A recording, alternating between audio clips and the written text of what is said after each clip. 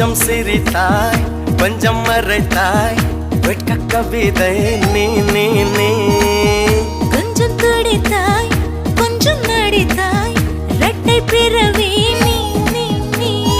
அம்மா அம்மம்மா என் தாயோட்டும் பேசாத மௌனத்தை நீயே சொன்னாய் அப்பா அப்பப்பா நான் யாரோடும் பேசாத முத்தத்தை நீயே தந்தாய்